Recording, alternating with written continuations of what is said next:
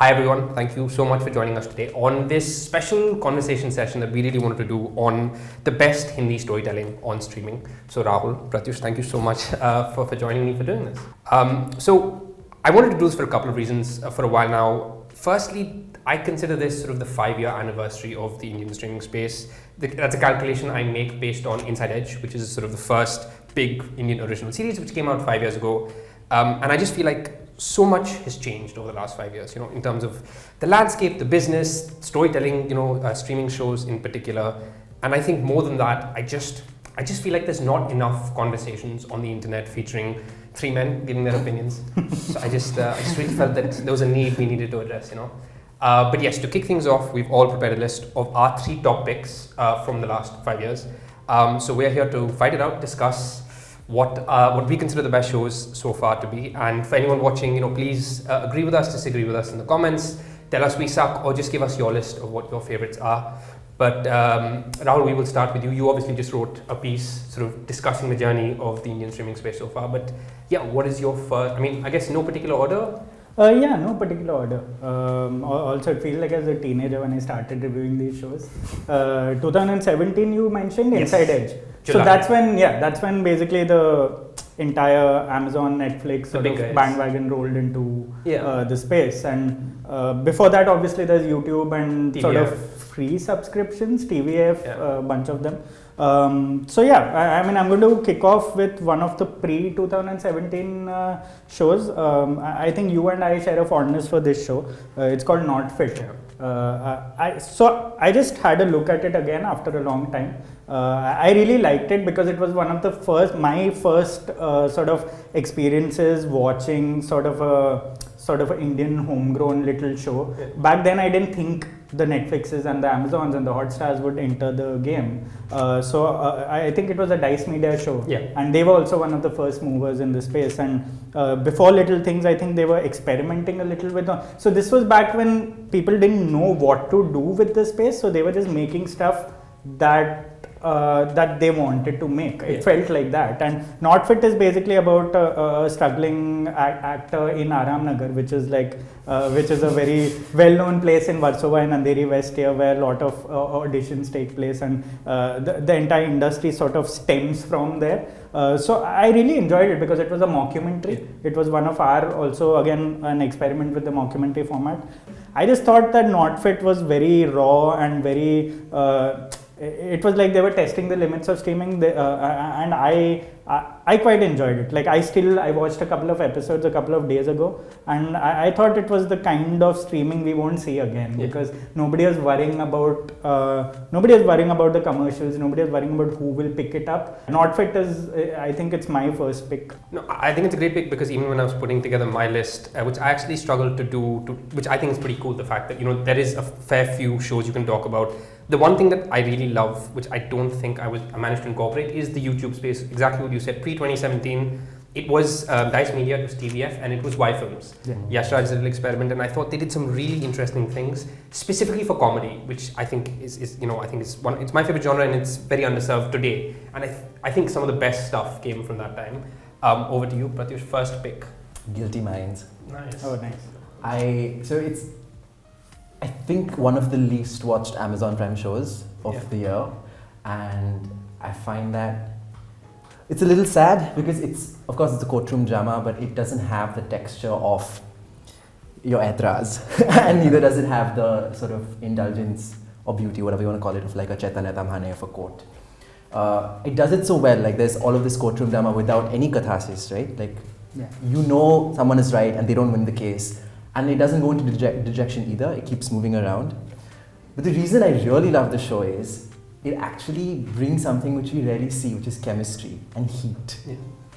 So you have Shreya Pilgaonkar and Varun Mitra, and they have this will they won't they vibe through the season. And just having 2 actors, good-looking actors, who are constantly threading that line of sexual tension so effectively that when they finally kiss, and they're really good kissers, by the way, so just that the heat that they were able to bring to it, that desire, which is so rarely seen in streaming shows. So that's one of the reasons that the show really worked for me. I also loved the love story angle you're talking about, because so often we see that sometimes they'll just throw in that angle just to tick a box. Here it felt so honest, and I mean they also have that love triangle aspect, which felt like oddly mature, and it didn't feel out of place at all, which I thought really sort of worked well. But it also makes sense because it's not the cookie cutter drama. It's not meant for you to binge, though I did binge it, but it's not meant for you. It's not designed that way. It's doing something very different with not just the courtroom drama genre, the love story genre, the genre of streaming itself, right? And you're taking every, like one episode is one case, which is fascinating. And then there's of course that one overarching case through the show that really pulls it all together. So it's not a conventionally dramatic show, which makes sense given the numbers. But speaking of shows that try and do something different, my pick, first one, is also an Amazon show. It is Pushpavali. I knew it. No, it's. I mean, I absolutely love that show for so many reasons. Like I said, I think comedy is something we see done so rarely. It's also one of the few shows I really feel is very distinctive and unique in what it's going for compared to a lot of the other shows we see.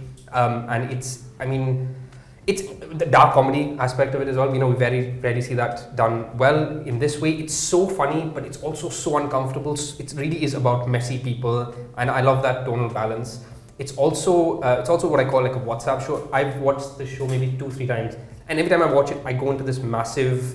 I literally start assaulting my friends on WhatsApp, sending these massive essays because you start analyzing the characters in terms of the morality, Pushpavali, or everything she's doing that you consider right and wrong, and even Nikhil, who's technically the victim, and all the things, his behavior that you don't agree with. And it's such a fascinating, interesting show, but that's also so uncomfortable and also so funny. And obviously, there's a massive campaign for season 3, which doesn't look like it's happening. But for me, it's definitely Pushpavali. Yeah, that was my second pick, by the way. Oh, damn. But yeah, we can talk about it a little more because I'm a big fan of that show simply because so OML was doing a bunch of shows in the beginning, right? Like when with Amazon. I think every comedian got a show. Every comedian probably got a show, and none of them were really good. Like So when Pushpavali came, my expectations were not that high. I was like, another comedian, another Amazon show. I was quite blown away by it, and of course both seasons, the second season I even liked better than the first.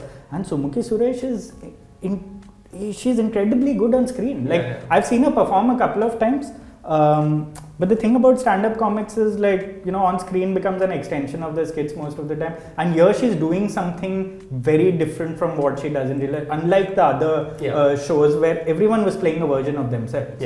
Sumukhi is playing like this sort of sociopathic character who's who's clearly a tragedy, but it's such a the humor is so dark and it's so uncomfortable. I enjoyed the second season as well. I thought they pushed it really, they pushed it further really well, and I don't know if there'll be more of it, but I think I got like a fair idea of where this space can go in terms of in terms of Indian cinema also, because I wouldn't see a film like this being made. Back then it would be starring Priyanka Chopra or like playing this dark character, or it have like a very it have a star playing sort of a villain come hero sort of character. It's but also, to your point, a great example of a story and show you'd only see coming out of streaming. Yeah, I think, like that's it's exactly what you think streaming was made for. What you'd hope it's made. It has its niche audience. I'm pretty sure like the whole world didn't watch it, but people who watched it were blindsided by it. I'm pretty sure. Listen, Pushpavali was also on my list. Oh damn! But we can go home. That's it. So I had a feeling that both of you would pick Pushpavali, so I got like a backup, which is Arya. Nice. Okay. I'm just glad you picked that. So that was what you thought I would take. Yeah. So Arya was the first time I binged an Indian show. Up until then, I didn't think that Indian streaming shows were made to be bingeable. The way we binge like a One Tree Hill or a 90210 or a whatever, Succession or whatever. So it's the first time I realized that we got that grammar correct without it being forceful. At the end of every episode, it's not constructed forcefully to push you to the next episode, as the work like an ashram is doing, example. So that is the first time I felt that, okay, this is something solid that's come out of Indian streaming. And the second reason is that it's also one of the first times I saw aesthetics being taken really seriously by the filmmaker. And not just the costumes, the raw mango saris and whatnot that Sushmita Sen wore, but just the production value, the beauty. Beauty is something that I think was starting to take a back seat. And I think even now is starting to take a back seat with a lot of the streaming shows because they're looking similar. There isn't that touch. They're all color corrected as though like every streaming platform is like coming from the same computer. Especially the Hotstar shows. They all sort of Exactly. Now Sony Live is doing the same thing, I feel, because all the shows look color corrected in Very the same way. Yeah. You know, Netflix was doing that last I was year. going to say Netflix, Yeah. Hotstar definitely, but yeah, Netflix was doing that last year. Aranyak, like at that time, all of those shows had just such a similar palette. Muted, yeah. Despite all of being like one Gurgaon, one in the hills, and everything just looked the same. So Arya was for me that moment where I realized that streaming can also be, can have the touch of an otter. Yeah. Not the animal otter. Okay then. One of the only Hotstar shows which I think is genuinely great, but also one of the very few Hotstar shows where you can feel the voice of the filmmaker. Hotstar shows to me feel like proposals. Yeah, despite it being an adaptation. Yeah, right. I mean, most of us didn't watch the original. Yeah. All Hotstar shows, almost all of them are remakes and Indian remakes. But the adaptation was so well done. Like, you could not imagine any other environment. Like, I've not seen that Rajasthan in films for a while. Like, you know, the upper class sort of almost royal, not there. You know, that kind of Rajasthan we don't see in films enough. It's either very exotic or it's either like, you know, the gangster genre and the deserts or whatever. But this was a particular sort of, the way Ram Madhwani sort of chose the kind of story, the kind of environment he wanted to set it in. You don't see that a lot and you know, we are seeing so many of the Hotstar shows sort of being adapted all the time, but yeah. I also love the story of the show in terms of, you know, Suchin Mehrotra. It's such a fantastic performance, but also the idea of what you hope streaming can do, which is look at the talent which for whatever reason, and so often unfortunately women, which hasn't been given its due in movies, and how you can really sort of tap into that in a way that we've never seen. You know, see sort of these performers for what they can be in a way that we've rarely seen them on screen otherwise. No, I'm glad you chose Arya. My second pick, I think, is again not that surprising because I keep talking about it, which is Little Things, which again is technically pre 2017, but season 2 and 3 on Netflix. Season 4, less that's said about it, the better. But no, I absolutely love Little Things. It's one of my favorite shows. Full stop. I really feel like it's the definitive sort of urban coming like relationship drama. I loved how everyone just sees it as this very sort of cutely packaged show, but within it, I feel like it does so much for how wonderful, hopeful, raw, and ugly relationships can be. You know, it's sort of that Dhruv Sehgal writing where, I mean, just sort of the sense of dialogue, and it really gives you a sense of a relationship in every aspect of it. And every time I watch it, I get something different from it.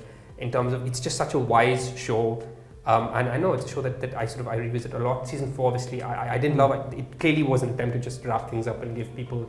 Season 4 was the show outsiders thought Little Things was, which is very sweet, very feel good, without the soul. But no, Little Things is a show that, despite how it ended, I sort of stand by and always. Yeah, I thought season 2 was right up there. Like for me, in fact I stopped watching after season 2. I was like, it's not going to get better than this. Yeah. Let's quit while we're ahead. But because season 1 I remember reviewing, and you know, it was doing very well. Like a lot of people suddenly woke up to this genre that you're talking about. It's not done very well here. Like Y Films tried it for a while, and bunch of older directors think they're speaking for the youth when they make things like that. Older filmmakers, they get the language all scrambled. Okay, this is how trendy people are today. But Little Things did it well because I feel like the crew was very much in that environment. Little Things season 1, I remember not reviewing it very favorably. It was one of my very early pre-2017 reviews, and it wasn't on Netflix or anything. I think it was like directly YouTube, on YouTube. But that wasn't the same show. Season 1 was clearly exactly. figuring it out. You felt like they were sort of feeling their way through the dark, and I thought there was something there. But season 2 they really raised the game, and like I felt like that's what you are talking about right now, because I know I've been noticing you're a big fan of the show. For me, season 2 exemplified what you love of the, because when I watched it, we see so much of this in the West, and we see so much of India trying to ape the West.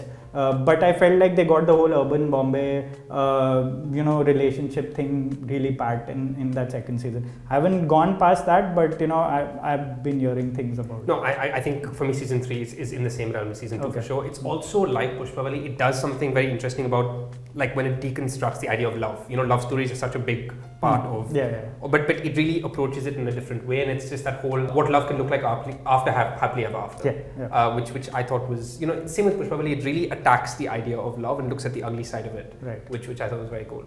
But then on to your third pick. My third pick is Delhi Crime. Nice. For me, it's my favorite Netflix show, even though it wasn't technically Netflix, they picked it up. When I watched it, like, of course, Netflix is known for this whole true crime thing. The one thing they do really well is the true crime documentaries. And I was like, okay, we've seen this before in Hindi cinema. We've seen a lot of procedural, come revenge, come cop, dramas. And I was very worried about the subject. I was very worried about the filmmakers involved. Like Richie Mehta, we hadn't heard of too much. He had made like India in a Day or something before that. And I was like, I don't know if he'll be able to tackle with such a local sort of, and the entire Delhi 2012. Delhi in that, or India in that particular year, was a very different India, and I was worried that he wouldn't be, but I thought it was world-class filmmaking. Like for me, just being able to sort of be part of that entire universe for 6 or 7 episodes, I don't know how long it was, but I did not feel like, I was being forced into watching this particular show because it is based more or less on a true event. I felt like I was watching its own beast sort of unfurl in its own little fictional way, and I thought that's where a lot of us also got a great view into how actors and actresses who aren't being used by the film industry well are getting their due finally in the long form. Shefali Shah, Rasika Duggal, a bunch of other supporting cast, Gopal, even someone as simple as Gopal, he has such great lines in that. There's a lot of philosophy in that series that gets, police brutality. Cinema chooses a particular kind of sort of volume to portray either the police or the politics or like the regular people or the victims in. I felt like Delhi Crime found sort of that sweet spot in terms of what happens between the landmarks of a case or of an investigation. I don't know if there's a season 2. There probably is. It's coming out any month. But it's not Richie Mehta. It is not, and it obviously it will be like a season per investigation sort of thing. But I don't think I've seen a better sort of Indian homegrown show on Netflix since then. Also, what you said about talent, actually, you're right. Like Mirzapur, for example, gets so much credit for launching the streaming stars, and rightly so. But Delhi Crime really did it. Delhi Crime really did. Like the casting directors have become like they've become the biggest people in the industry for a reason. They are the drivers of our screenplays, of our directors, of everything right now. And we couldn't have imagined this in a pre-Gangs of Wasseypur universe, like a pre-Anurag Kashyap universe. And Delhi Crime, and then these shows, Family Man, and then Scam 92, which really took so many faces we've been seeing for so long and put them in this sort of little, gave them an opportunity to prove themselves with films haven't done for the longest time. I thought that's what long form is in India right now. It's an actor's medium for me, and the filmmakers are secondary, the writers are secondary, but it really is an actor's medium because for me that's the physicality, that's how Indian viewers sort of react to the screen most of the time. And I feel like the auteurs and the great writing and the Patal Loks and all, they come in later. For me, it's just how Delhi Crime and how shows like that really have furthered that particular ecosystem. Over to you for your third pick. Tabbar. I'm glad. Someone did, thank God. I was toying between Delhi Crime and Tabbar, but I thought Tabbar needed a shout out as if we haven't given it. I think this is our 2 and 3 also. Like we need to talk about this show also.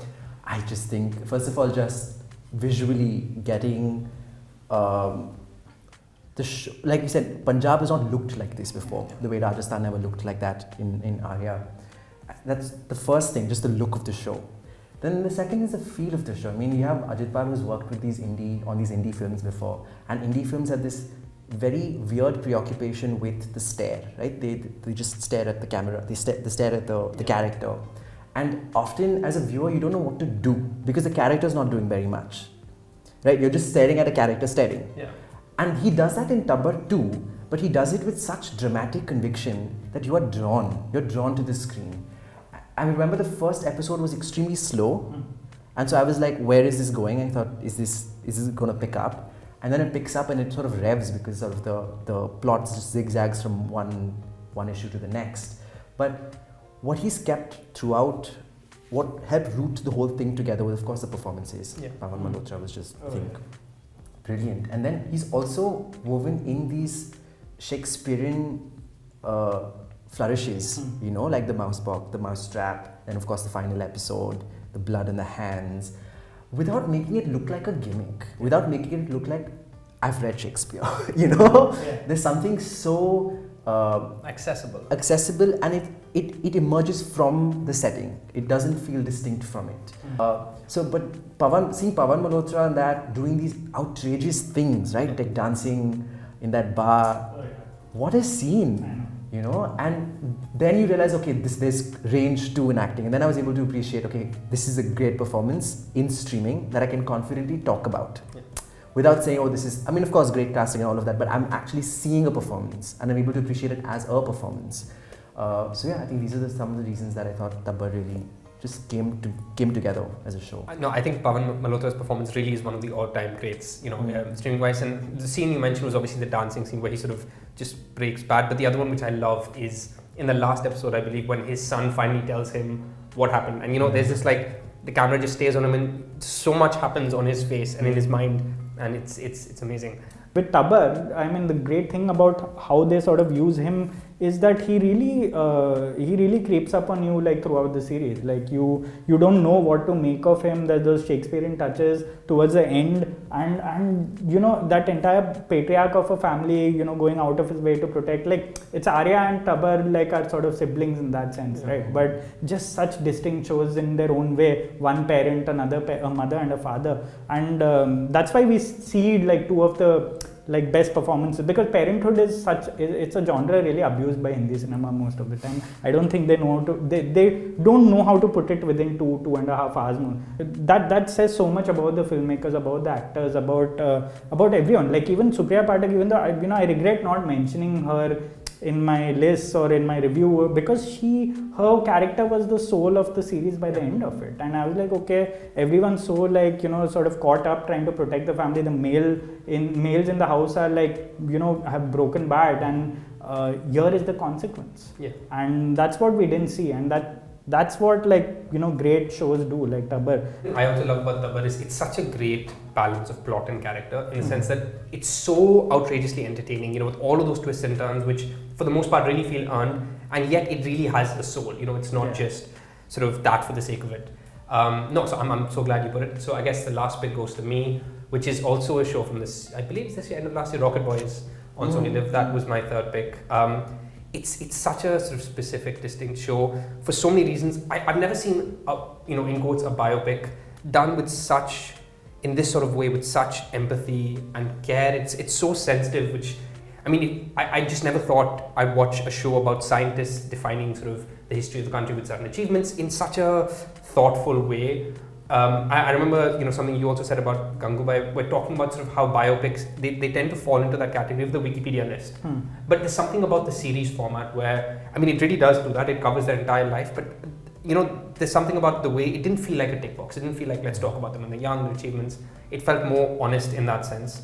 And yeah, I felt for these people so much. And I was just trying to think of, you know, I never thought I'd watch this sort of scientific nuclear, you know, reactor show where you really, really feel for them. Rocket Boys is fascinating because for me, the show was made entirely by the background score. And I keep talking about it. Achin Thakur's background score is just one of the finest scores I've had. Every time those violins played in Rocket Boys, I would just turn to pulp. I mean, you have a young Abdul Kalam just walking in. That's all he's doing, and then the song is playing and I'm crying and I'm like, what is going on? So I think it's one of those shows that it's so entirely dependent, and dependent might be the wrong word, but I think it makes sense here.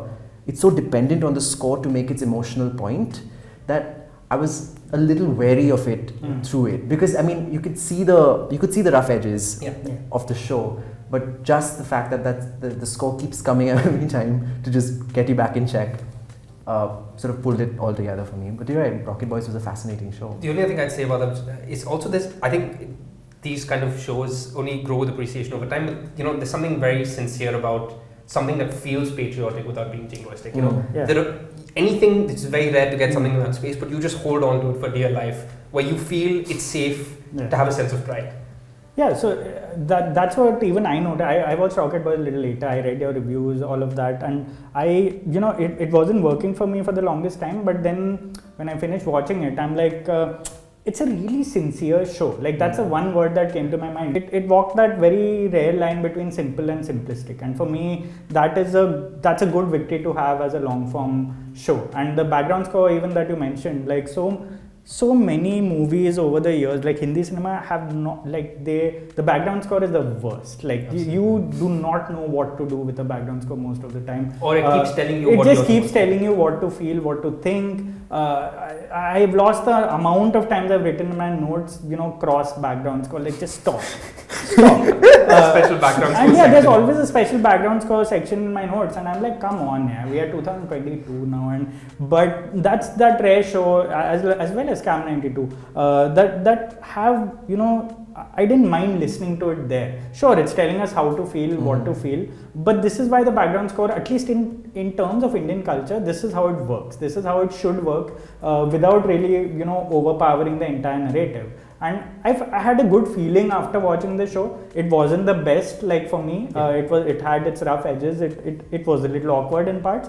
But I did feel like I watched one of the, like, for lack of a better term, the more well-intentioned and sincere shows I'd seen. And that says a lot about such a technical show. One sort of special mention I want to throw in the mix. It's also very interesting to think of all the, in quotes, great / big shows that we haven't really covered. Not covered, but like didn't make our list. I so like, say Family Man. You think of a Family Man, which is obviously such an achievement. I think of Mirzapur, which makes me so proud that in my brain I always compare it to Game of Thrones, where it's a show that really gave India its massive fandom universe, but that just the scale and the love for that show, and things like fan theories and stuff, which is and it's such well-crafted entertainment, I think. For me, the special mention, which is not technically an Indian show, but it is on Z5, is Chudels, which I keep thinking back to that show over time. I sort of revisit it. It sort of grows on me over the ages. It's such an interesting show. It's not the show that finishes, not the one that begins. It evolves every few episodes. No, I mean, I keep coming back to it. It's such an interesting genre mashup. Yeah, also rare instance of like a male director, filmmaker not messing up a woman story. And I mean, about 4 different women in Pakistan could have gone wrong really badly. Yeah. I just felt the show was really self-aware. Like it really knew what it was doing, how it was switching genres. And when you see shows switching genres, you're like, I don't think they figured that out. I don't think this or the transition is going to be so abrupt. But this really switches a bunch of genres in between. And I really thought it did it smartly. Like, I mean, South Asia in general, I'm not going to say we look different from another country, but it just felt like they knew exactly what genre they were straddling in which episode. Yeah. And that's very rare. That's really self-aware, good filmmaking. It had a bunch of corny bits. It had a twist in the end. Yeah. We knew who did it. It had that entire vigilante thing going on.